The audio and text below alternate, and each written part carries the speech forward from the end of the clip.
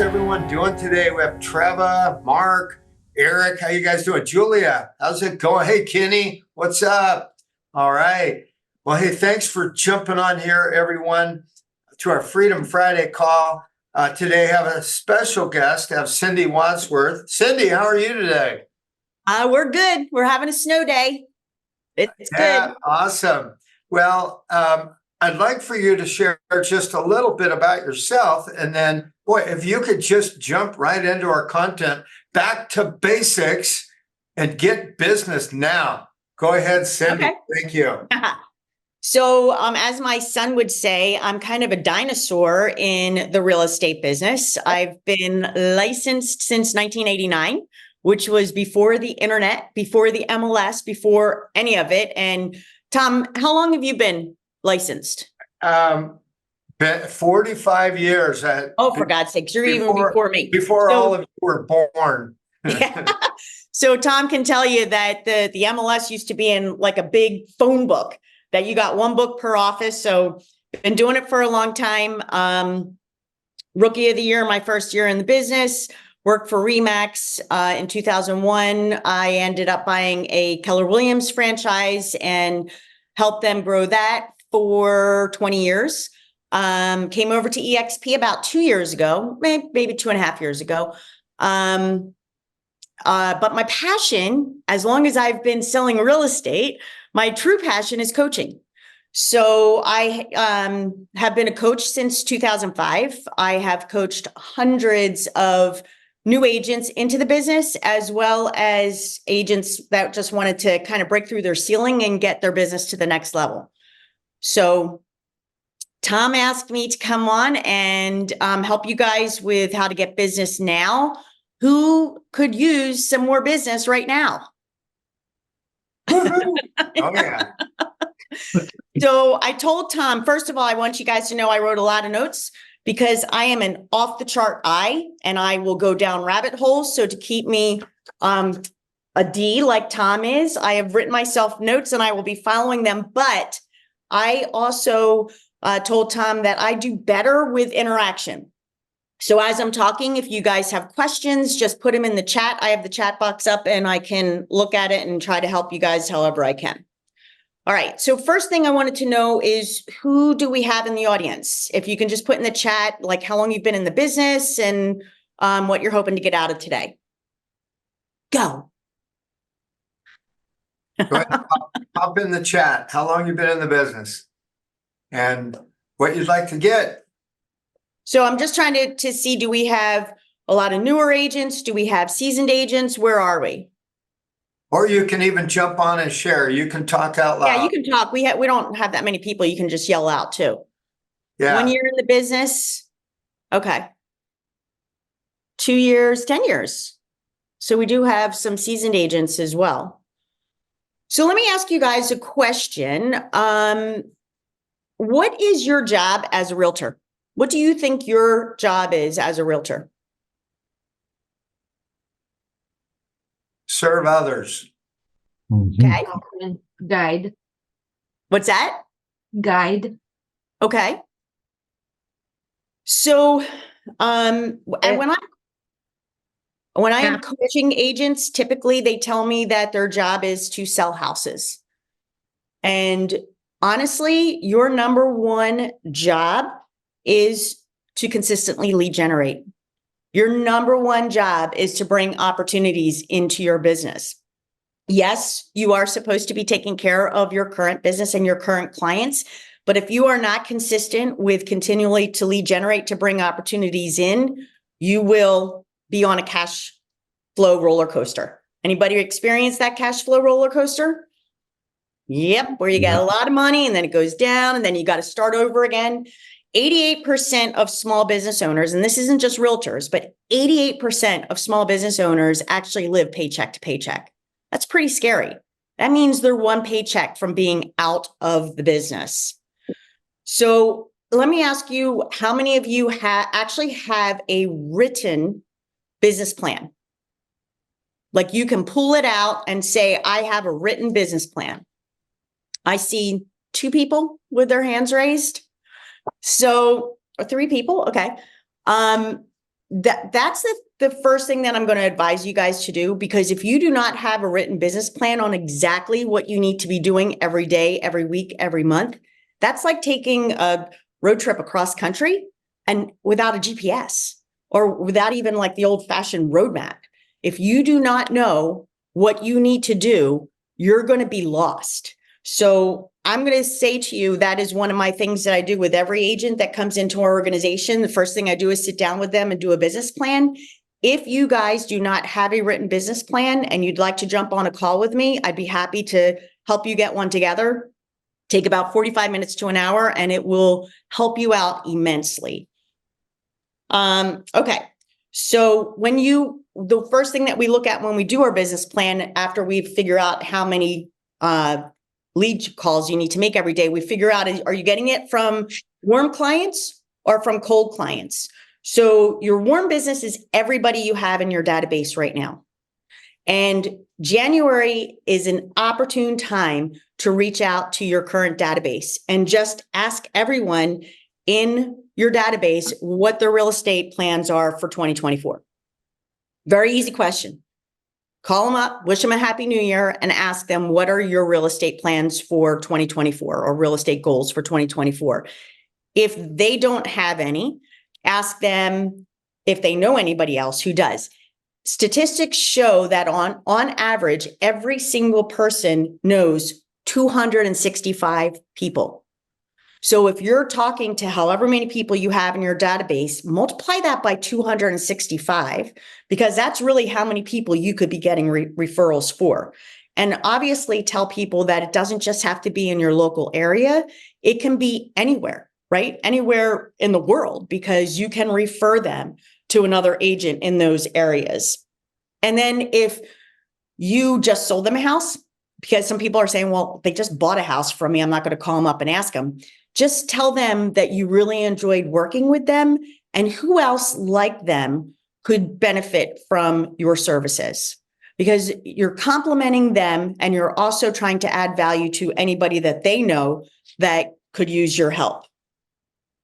So cold business, when you go after warm business, is a lot quicker business because they know you, they trust you already. Cold business, you have to kind of create that relationship and build that trust.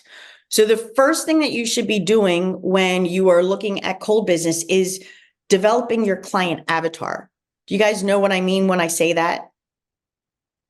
Creating your avatar. Who is your perfect target audience?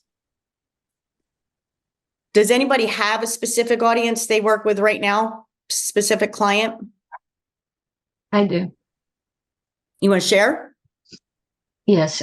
So my ideal client would be a seller who trusts me, who is easy to work with, and appreciates the fact that I travel a lot. I learn a lot to bring that knowledge back to them. And ideally, they love to play pickleball as well. There you go.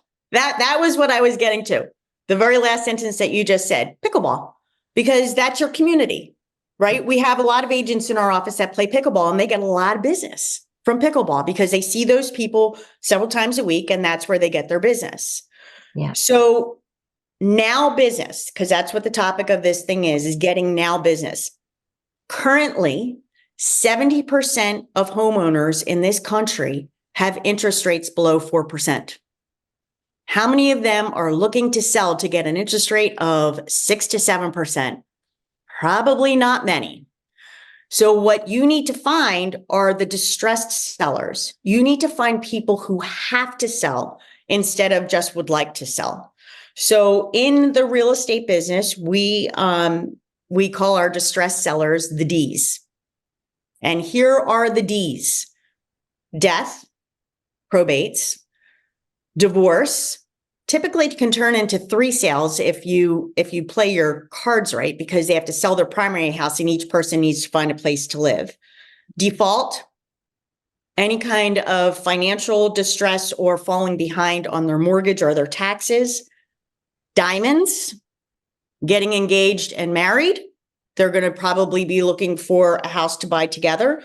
Diapers, they are having a child or children and they're outgrowing their space, and diplomas, where their kids graduate and they now become empty nesters and the house is too big and they don't want to maintain it anymore. So has anybody used PropStream or a program like that? Okay. So PropStream is a program where you can look up a target audience and pull their information. We just did this with Julie, who's on the call. We just looked at, she decided that she wanted to work with people who were going to be looking for 55 plus homes. So we pulled an area. We said, give us everybody in this area who has been in their home for 30 years or more, who has more than $300,000 of equity in their homes, and are seniors. And they gave her a list of 500 people. So she has a very targeted audience that she can now make phone calls to. Actually, she's handwriting notes to them first and then making phone calls to them. You can, through PropStream, they will actually skip trace them too to give you the information, their phone numbers, emails and stuff, but it's kind of expensive. I think PropStream is like 10 cents a person. We have a guy with Fiverr who will skip trace all of our records for 4 cents a record, which actually is very affordable. So, and then once you get that list, you can now put them into your database and start calling them and staying in touch with them. Do you mind sharing that person's information, the Fiverr guy? Because that's a really good deal. Yeah, he's really good. Let me put it in the chat here. Appreciate it. Yeah. Okay, there you go. And he usually turns around the list within, typically hours, but sometimes a day. So other now business, people who have raised their hands for sale by owners and expireds. They've raised their hands to say that they are interested in selling their homes. You can find them for sale by owners on FSBO.com. You can find expireds in your MLS. Just pull the list every day. Or you can use a paid service. Mojo and RedX are the two services that we use to actually get the numbers to make phone calls to these people. I'm going to tell you, be different, because they have a ton of people calling them. And the way that you can set yourself apart is to actually door knock them. It may take a little bit longer. Well, not may. It will take a little bit longer, but door knocking right now is shown to be the most effective it has ever been, because I don't know if you guys have heard this or not, but we are actually in a loneliness epidemic, legit loneliness epidemic, because people are working from home. They're not around other people. Technology is there to connect people, but it's not face to face. So when people are door knocking, they're actually getting better results because people are actually happy that a human being is actually talking to them. So here are the people to door knock for now business. As I said, for sale by owners, most agents, when they are calling for sale by, somebody just said all my first business was door knocking FSBOs and expireds. There you go. Most agents are calling for sale by owners to get their listing. Be different. Always try to add value. When you go and knock on a for sale by owner's door, congratulate them on trying to sell their home themselves, and ask if there is anything that you can do to help them, like give them a seller's disclosure that they need to fill out, or ask them if you can do an open house for them, because you can leverage the open house, but ask them if you can do an open house for them so they actually get real feedback instead of the feedback that the buyers are not going to tell them face to face.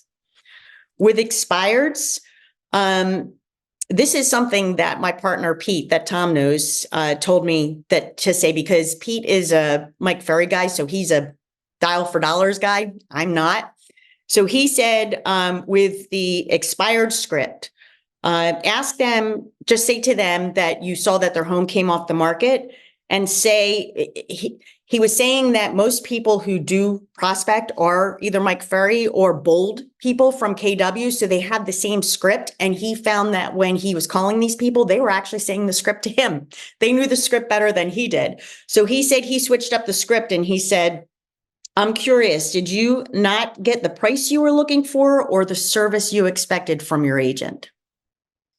So it makes people tell you the reason that their home expired. Just listed, just solds, and it doesn't have to be your just listed, just solds, but when a home, it's actually better if it is, because when a home comes on the market or when you're listing it or when you just put it under contract, that's the best time to go around and door knock the neighborhood before they see it, in the general public or the MLS or on Zillow or whatever, where they can find the information themselves. When you just list a home, you just put it, sign up the listing contract before you even put the sign in the yard, go around and knock the neighbors' doors and let them know that a home in their neighborhood is coming on the market, and who do they know that would like to move into the neighborhood so they can pick their own neighbor. Open houses. A lot of agents do open houses. They put the sign in the yard, they sit there for 2 hours, and that's it. You need to leverage your open houses. And if you don't have any listings, find other agents in the area that do have listings and ask them if you can sit the open house for them. When you do an open house, door knock the neighbors and invite them to a private neighborhood only open house an hour before the public open house. A lot of neighbors want to see what's going on, but they don't want to be like looky-loos. So if you invite them to a private open house before the general open house, it gives them value. And also the people that show up, statistics show that when a home is listed, within a month or two, 1 or 2 more homes in that neighborhood is going to come on the market. The people that take the time to come to that open house are probably your target people that are possibly thinking about selling their home. Also tell them, on average in our area, and you got to use your own statistics, but in our area, when we have an open house, we're still getting 40 to 50 people at each open house. And we used to be getting 15 to 20 offers. Now we get maybe 5 to 7 offers per house. So that's how many people are looking to move into that neighborhood. So tell them the statistics and say, obviously only one person's going to be able to get this open house. So who else do you know in the neighborhood that is thinking about moving? And then ask them what their plans are when they're possibly thinking about moving. The other thing that you can do with the multiple offer situation, when you have a buyer and you submit an offer on a property and you don't get it, take that agreement of sale, black out their information, but take that agreement of sale and walk around the neighborhood door knocking and showing them that you have a viable buyer who put an offer in on a house in their neighborhood that's willing to pay top dollar, because in our area, homes are still selling at about 103 to 104%. So they're still going over asking price. Tell them you have a buyer that lost out on a sale and they are looking to move into the neighborhood. So again, are you thinking about selling, or who do you know that's thinking about selling? So the one thing that we found too, as you're door knocking, the other thing that you are trying to do is build your database, right? Because you always need to constantly be building your database, because people in your database will fall out. They'll move, they'll pass away, their best friend will get a license. So you need to continually be building your database. So when you're door knocking, say to them, as your local neighborhood expert, my job is to keep you updated on what is happening in the market. What is your best email address? And I'd be happy to include you in the future on those updates. And have a clipboard or an iPad or something that you're going to write their email address down right there. So it's expected that they're going to give it to you, and put them in your database. How many in our group actually use a database? Like really use their CRM? Because statistics show that it takes 15 to 17 follow-ups before you actually get a piece of business. Now, obviously, there's some that are going to be sooner than that, but 15 to 17 times. So you need to have a database and a good follow-up system. Most agents follow up at most 2 times, and it takes 15 to 17 times. So the things that we do for people in our database, we have every single person in our database either getting a market report if they own a home on a monthly basis, or a listing report if they don't own a home, they're a renter or first-time home buyers, and they get theirs on a daily or weekly basis. We send out a monthly newsletter with all the market stats.